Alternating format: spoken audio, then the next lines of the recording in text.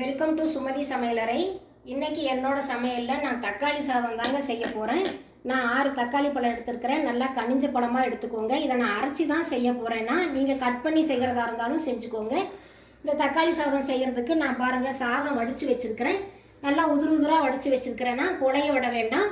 இதுக்கு ஒரு மசாலா அரைக்கணும். தக்காளி சாதத்துக்கு நான் ஒரு துண்டு இஞ்சி எடுத்துருக்கிறேன், 10 பல் பூண்டு எடுத்துருக்கிறேன், 1/2 ஸ்பூன் சோம்பு, 1/2 ஸ்பூன் கசகசா, பெரிய சைஸ் பட்டை 2 எடுத்துருக்கிறேன், 4 லவங்கம் எடுத்துருக்கிறேன், 2 ஏலக்காய் எடுத்துருக்கிறேங்க, கொஞ்சமாக மல்லி எடுத்துருக்கிறேன். கூடவே காரத்துக்கு நான் 6 காஞ்ச மிளகாய் எடுத்துருக்கிறேன். நீங்கள் பச்சை மிளகாய் சேர்த்துமே செய்யலாம். கூடவே ஒரு கைப்பிடி அளவு புதினா. இதை எல்லாமே சேர்த்து நம்ம அரைச்சிட்டு வந்துடலாம். தண்ணி ஊற்றி பேஸ்ட்டாக அரைச்சிட்டு வந்துடலாம். நான் தக்காளியுமே அரைச்சிட்டு வந்துட்டேன் பாருங்கள், மசாலாவுமே அரைச்சிட்டு வந்துட்டேன். இப்போ தக்காளி சாதம் செய்ய ஆரம்பிச்சிடலாம் வாங்க. நான் கடாய் வச்சு ஆயில் ஊற்றி வச்சுருக்கிறேன். நான் 4-5 டேபிள் ஸ்பூன் ஊற்றிருக்கிறேங்க. கொஞ்சம் ஆயில் தாராளமாகவே விடுங்க. ஆயில் நல்லா காயட்டும். ஆயில் நல்லா காஞ்சிருச்சு பாருங்கள். இந்த பிரியாணி மசாலாலாம் சேர்த்துக்கலாம். கடுகு உளுந்து எதுவும் சேர்த்த வேண்டாம். இந்த பிரியாணி மசாலா மட்டும் சேர்த்துங்க. இப்போ கொஞ்சமாக கருவேப்பிலை சேர்த்துக்கலாம். நம்ம அரைச்சிட்டோம். இந்த மசாலாவை இப்போ சேர்த்துடலாங்க.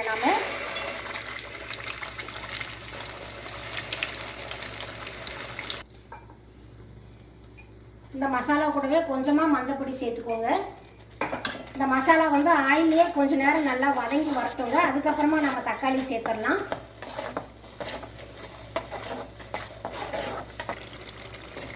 இந்த மசாலா ஆயிலே ஓரளவு வதங்கினதுக்கப்புறம் நம்ம அரைச்சி வச்சுருக்கிற தக்காளி சேர்த்துடலாம். நீங்கள் தக்காளி கட் பண்ணி கூட சேர்த்தலாம், அது உங்கள் விருப்பம்தான்.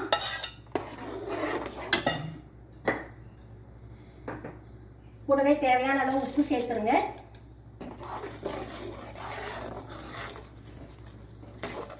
இந்த தக்காளி பேஸ்ட்டை வந்து நமக்கு தண்ணியெல்லாம் நல்லா வற்றி தொக்கு மாதிரி வரணுங்க.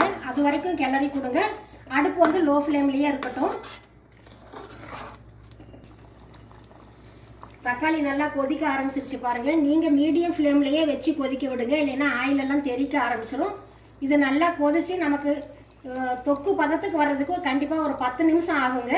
அது வரைக்கும் வெயிட் பண்ணுங்கள். இது பாருங்கள், ஓரளவுக்கு தண்ணி வற்றி நமக்கு தொக்கு மாதிரி வந்துருச்சு. இன்னுமே கூட நமக்கு தொக்கு மாதிரி வரணும். இந்த ஸ்டேஜில் நீங்கள் உப்பு காரமெல்லாம் செக் பண்ணி பார்த்துக்கோங்க. ரெண்டுமே உரப்பாக இருந்தால் தான் நீங்கள் சாதத்தை சேர்த்து கிளறப்போ கரெக்டாக இருக்கும். அப்படி ஏதாவது உங்களுக்கு காரம் பத்தலைன்னு தோணுச்சுன்னா கொஞ்சம் தனி மிளகாய் தூளுமே சேர்த்துக்கோங்க, தப்பில்லை. இது இன்னுமே நல்லா வற்றி வரட்டுங்க.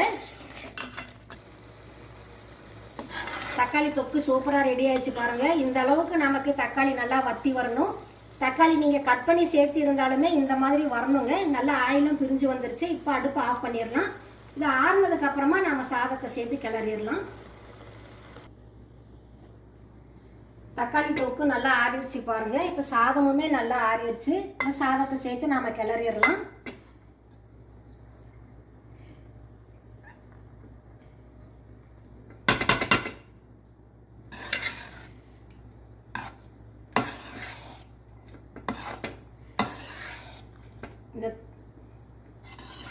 இந்த தக்காளி சாதம் சூப்பராக இருக்குங்க. பிரியாணி சாப்பிட்ட மாதிரியே இருக்கும்.